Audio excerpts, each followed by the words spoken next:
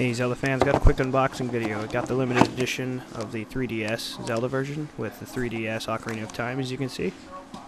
And let's dig in. Came with the manual, looks like here.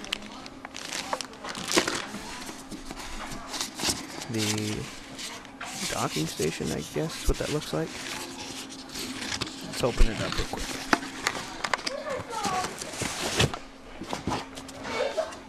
Yep, some kind of docking station.